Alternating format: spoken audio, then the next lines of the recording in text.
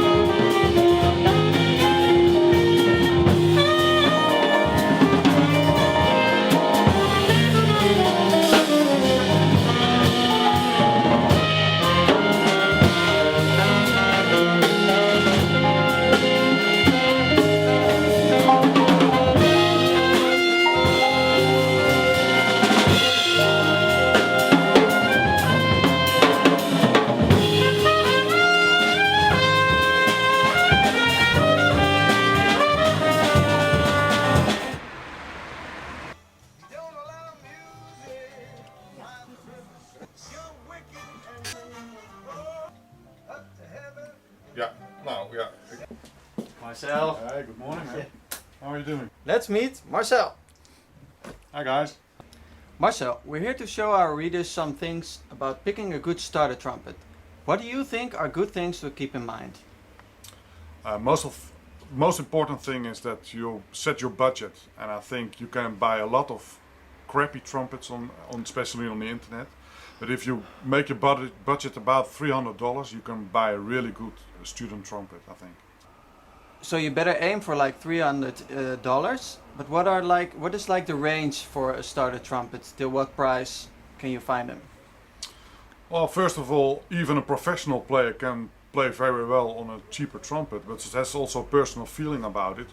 For a student, I think it's the most important that it's reliable, in tune.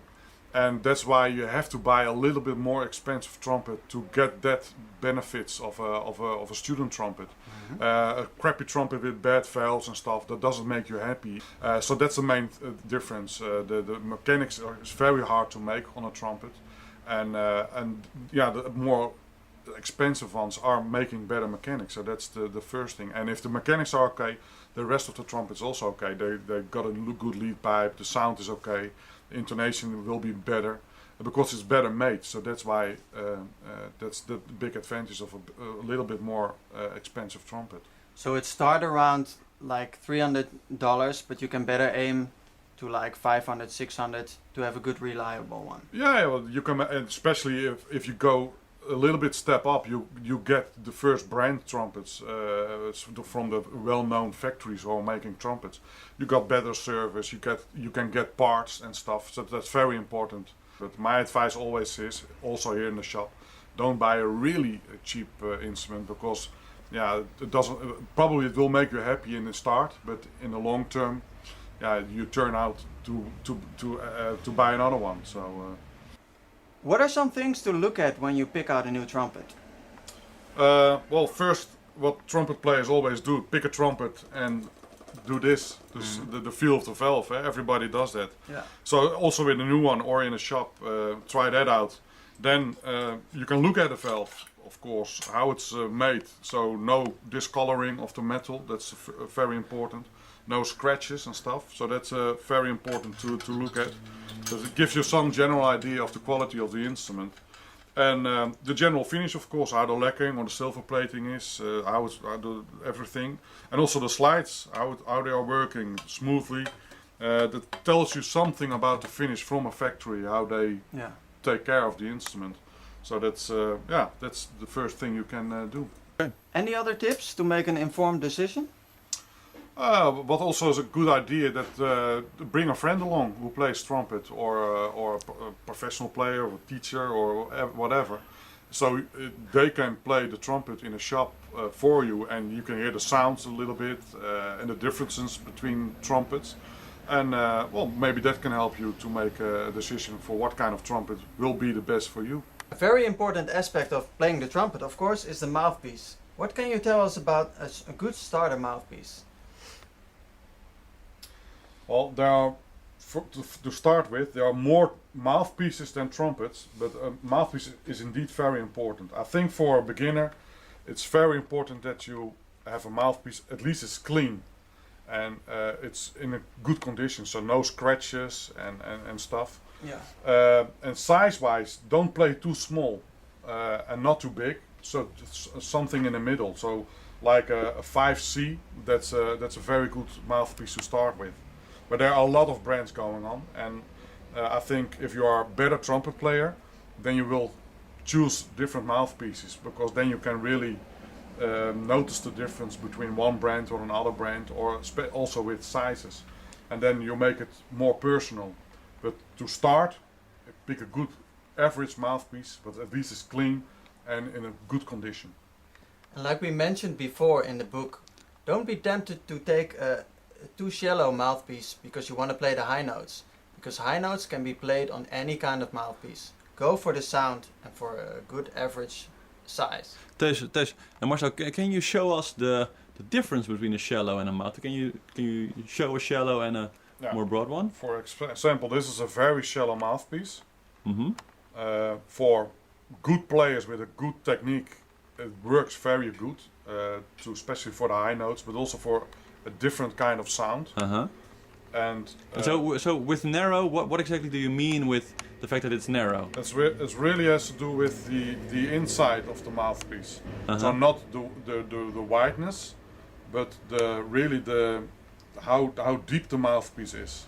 That's So this one is really shallow, huh? This is really shallow, yeah.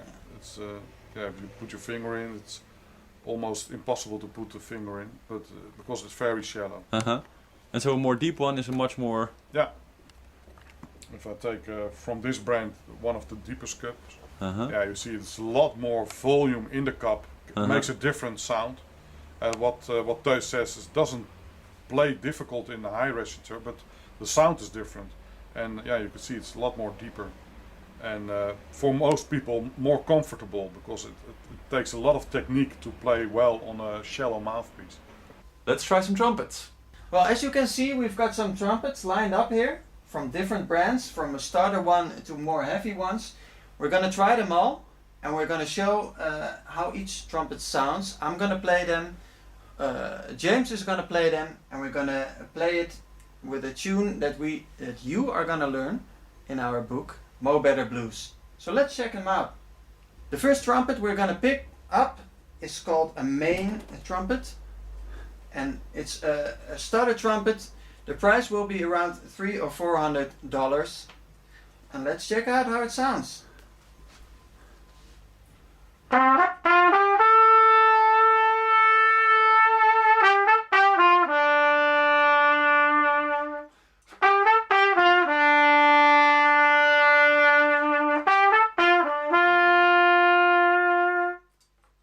Well, it feels good.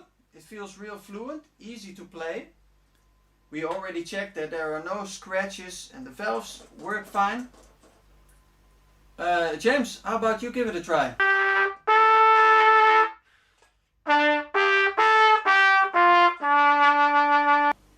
Okay, we just played a trumpet of the brand Maine, which is around $400.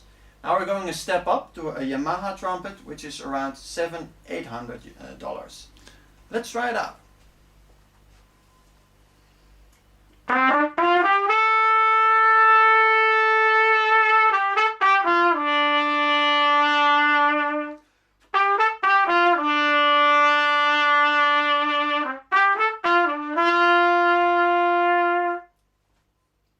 Well, I can feel, actually, it's a slight difference, but a difference in opposite to the main trumpet. It goes a little bit more fluent. I think the sound is a little bit better, but of course keep in mind we're going like $400 up. James, why don't you give it a try? The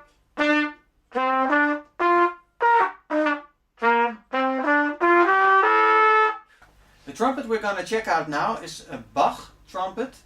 This one is a little bit more expensive, actually a lot more expensive, but let's see if you can hear the difference.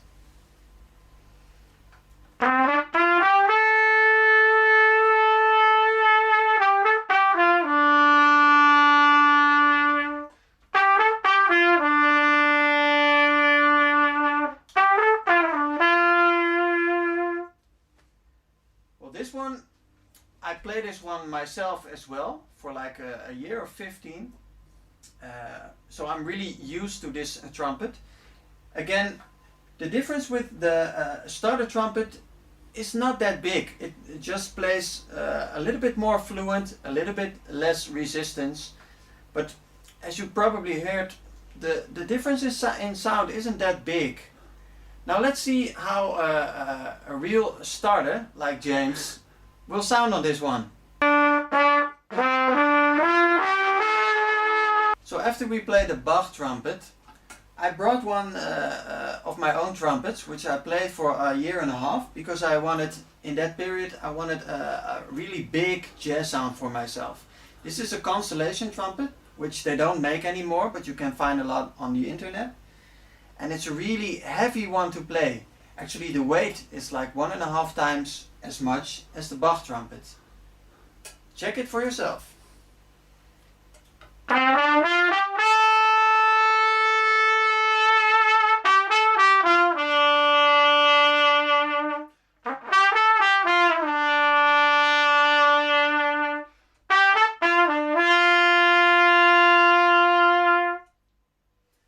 What I like a lot about this trumpet, this brand, this type, is that the sound is really big. But in order to get this sound, you have to really put a lot more effort in it, and you have to really know what you're doing with embouchure wise and air wise. So I'm gonna let James play it as well. Don't pick this one yet when you're just starting to play the trumpet, because you don't know yet about pressure and how a trumpet must feel like. You might wreck your chops like this. Let's see how James sounds on this one. We're gonna have some fun.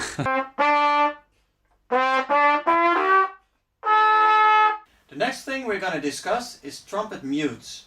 Mutes are often used to alter the trumpet sound. This could have many reasons. Most of the times the composer or arranger wants to have a slight different sound of the trumpet, for instance to blend better with other instruments. We're going to check some out. Some mutes make the trumpet sound softer, like the cup mute. Put it in and hear for yourself.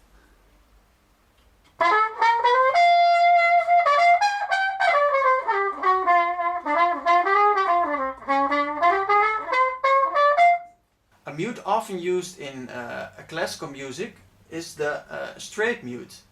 This mute gives the trumpet, it makes the trumpet sound a little more soft and gives a sharp edge to it. Really specific sound. Check it out.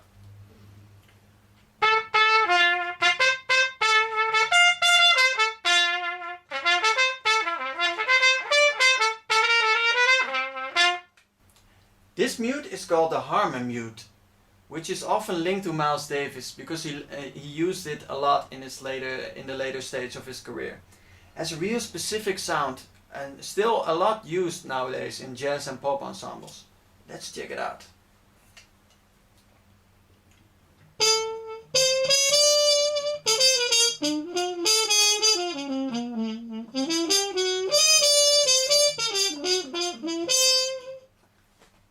Now this mute comes in some different types. This is the most heavy one, it's full copper. We also have this mute and in a lighter version, and as you can see there's also, we call this a stem in it, which I will first play the mute without the stem, so you can maybe hear a slight difference between these two ones. This will sound a little bit lighter than the previous one.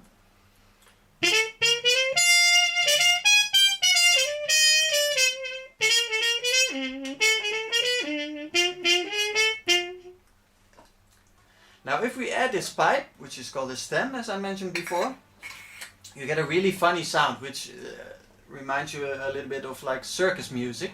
And it sounds like this.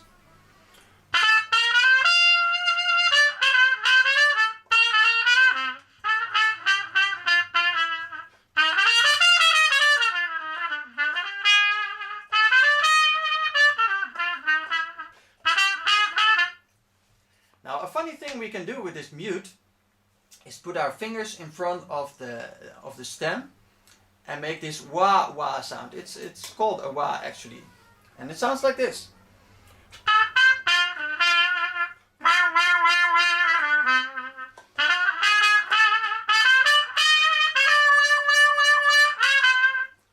Which is really used a lot in like the old style jazz music.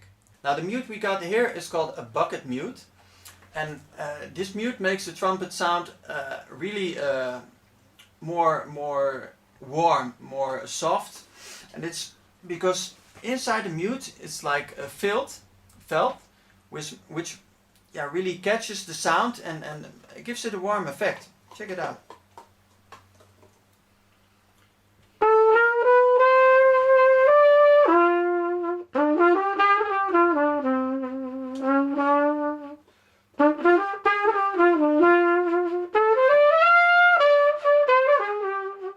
This one is called a plunger, which is also often used in big band music, especially in the older days. Now you can do really cool stuff in it, especially when you combine it to an effect which is called a growl, where you make a sound with your throat like this, which sounds like this. And if you combine it with the plunger,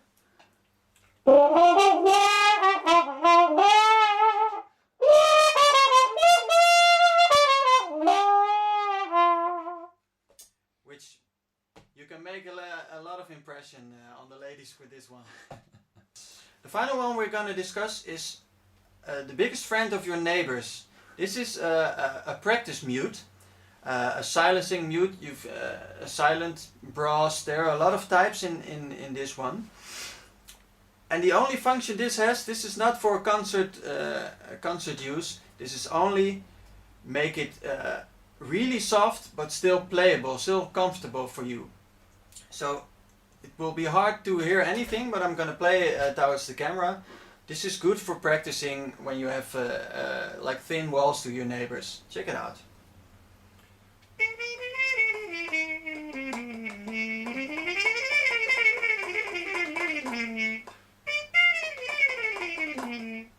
This way you can just play freely and practice your skills and things like that, you know, after 10 o'clock in the evening without bothering your neighbors, and still be able to practice when you just didn't have the time during the day. This mute stuff is really cool. Be sure to check out different mutes in the store. Okay, we're gonna talk a little bit about mouthpieces now. What I've got on the trumpet right now is a 7C mouthpiece. This is actually the one that we recommend for starters to play, because it's an average size and it gives enough space for your lips when your embouchure isn't that developed yet. It sounds like this.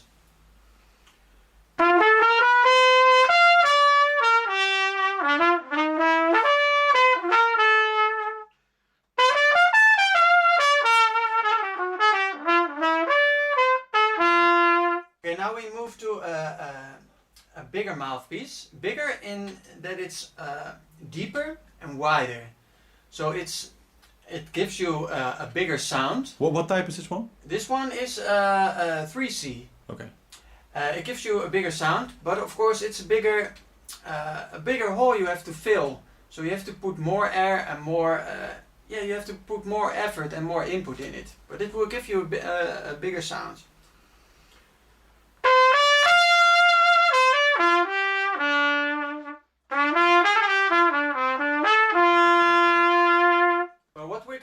Now is a mouthpiece from this bag, which are Bob Reeves mouthpieces, often used for jazz music.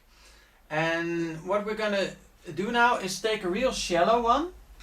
This is a ES model, which means extra shallow, It's really shallow, which gives a real thin and projected sound, which is very good for playing lead in a big band, for example, for the really high register.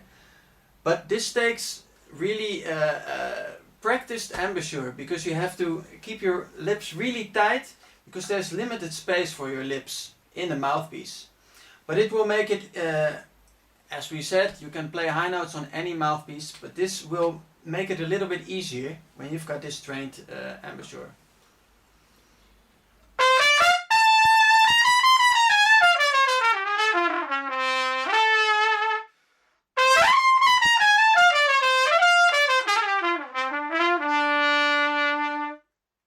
It's important to clean your trumpet once in a while.